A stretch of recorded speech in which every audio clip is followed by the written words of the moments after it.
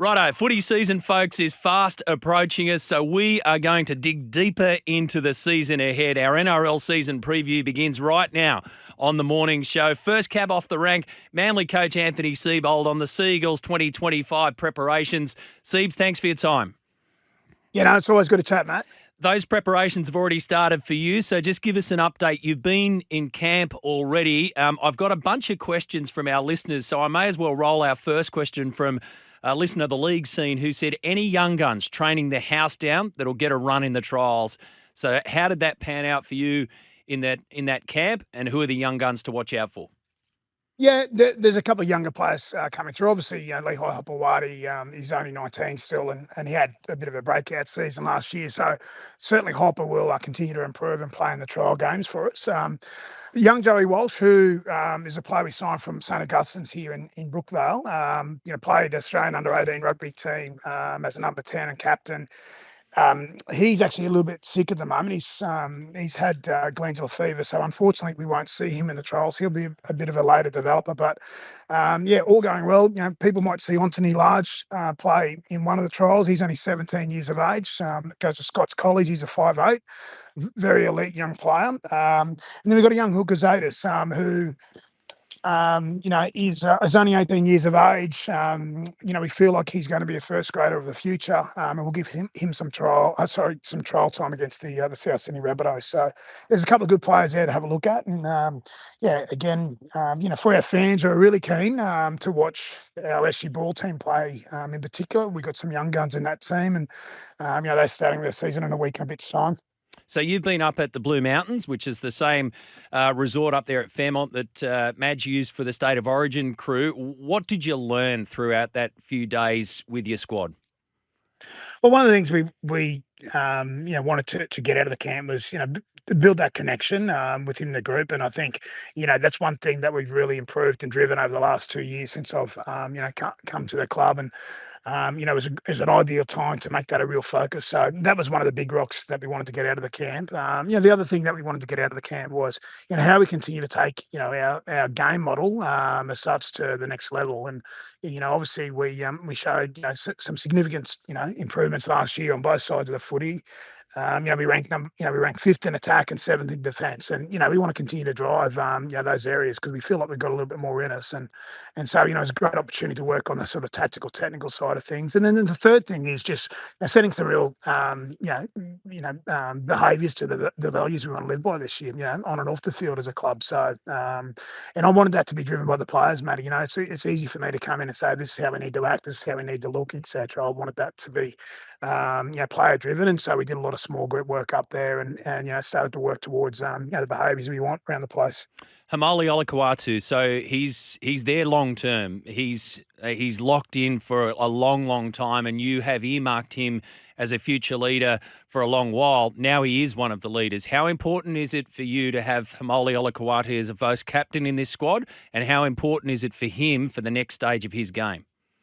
Yeah, I think, Matty, we've invested in Haumole long term because, we see incredible potential on and off the field. I think he's a real leader in his community. And I think, we've got a real young crop of Pacific Islander boys at our club who are emerging, and, he's the player they look up to. And I think one of the things about leadership that I've sort of learned over the journey, mate, is, first and foremost, you want your leader to lead by actions, and that means they need to be reliable. And, we talk about being 7, 8 out of 10 every day, 7, 8 out of 10 every single week, of every game. And I think, over the last 12 to 24 months, Haumole's, worked really hard on being that reliable player. And we feel like it was a great opportunity to promote him to vice captain with Jake and Turbo. And, obviously, we want to try and develop the next leaders after Ches, whenever Ches finishes up. So, it's a great reward for consistency and reliability. Couple of positions in particular, your hooking position, where are you at with that? And also, I guess, fullback / everywhere in the backline, because you've got a bit of a riches to deal with there. How do you squeeze everybody in? Start with the hooking position for us. Yeah, I think Lockie Croker. It's been documented that he won't be available until around about round 4. He had a repair of his knee over the early part of the pre-season. So, Gordy Chan Kum Tong, Jake Simpkin, they both played in the number 9 position for us at times last year and did really capable jobs, and feel like they've really improved over the pre-season. And one of our new signings, Daz Tavanga, can sort of play, as a number 13 or plays at 9, which he's done on multiple occasions over at the New Zealand Warriors for the Samoan team. So we've got 3 really handy, players in that position that we'll use 2 of them in that first game. There's no doubt about that. So there's real competition for spots there, mate. Okay, and what about at fullback? I mean, how do you do this juggle here with you got Tom Trbojevic, you got Lehi Hopoate, you got plenty of options there. And I read some preseason stuff or some off-season stuff about Turbo's future landing at number 6. How do you juggle that? Is there any part of your Seibs that goes, we want to pull the trigger on that a little bit early, or what's your thought process? No, well, to answer your question, no, Turbo won't be playing 6 this year. Turbo will play fullback. He's if not the elite fullback in the game, certainly in the top 2 fullbacks in the game, in my opinion. And I think that's his best position for us. We've got Daly Cherry Evans and Luke Brooks in the halves there. As you said, we've got plenty of outside backs. One of the way we want to play our footy, mate, is use our speed. So guys like Tolu Cole, Ruben Garrick, those types of guys in the centres are really valuable to us and how we want to play our game. But Turbo's our best fullback, not only in attack, but also defensively at the moment. Lehi Hopoate is a really, really elite emerging player.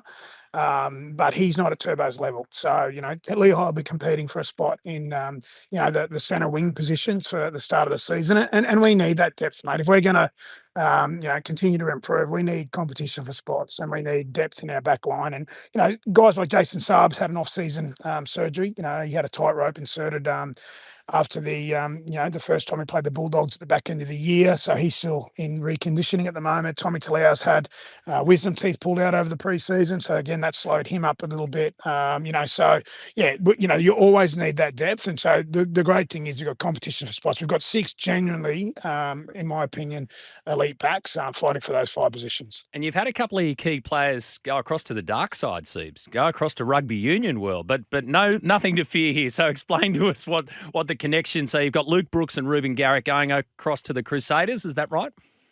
Yeah, we did. We've tried to develop a relationship with the Crusaders. Obviously, the most successful organisation in Super Rugby, and myself and Jimmy Dimmick went over to spend 3 days with the guys there pre-Christmas, and then we sent Ruben Garrick and Luke Brooks over with Michael Annis, one of our other assistants, for the last couple of days, and they worked on their passing game, their catch, their kicking game, their goal kicking in Ruben's case. So it was a great couple of days to do some core skills with an elite bunch of guys over there. But the big thing I wanted them to look at was how their players prepare, whether it's in the team meetings, whether it's what they do prior to training, what they do after training, how they work on their crafts.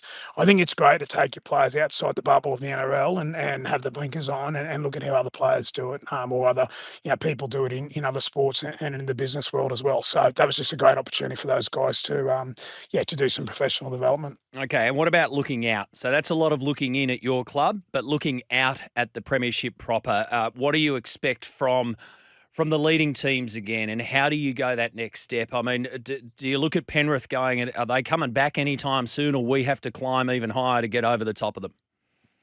Oh, look, I think, one of the things, of course, we zoom out at times and look at, okay, this is where we need to get to. But, when we zoom back in, it's a real focus on us. And we don't want to call, Matty, one of the things I've tried to do since I've got here is I think everyone can sort of see we play our brand of footy. Like there's a real significant sort of DNA in how we play. We like to use our speed. We like to use our skill, our kicking game. The area we need to grow continuously is our defence. And that's something that we're working really hard on with our defence coach, Jimmy Dimmick. But, you've got to sort of suggest that Melbourne Storm and Penrith Panthers are going to be, 2 of the teams who, everybody is sort of, chasing. And I don't mean chasing and trying to replicate how they play their footy, but chasing in their their consistency and their reliability. I think the biggest difference at the moment between those two teams and probably most of the other teams is that sort of reliability or that consistency. And we're striving to get there, mate. So we're not there yet.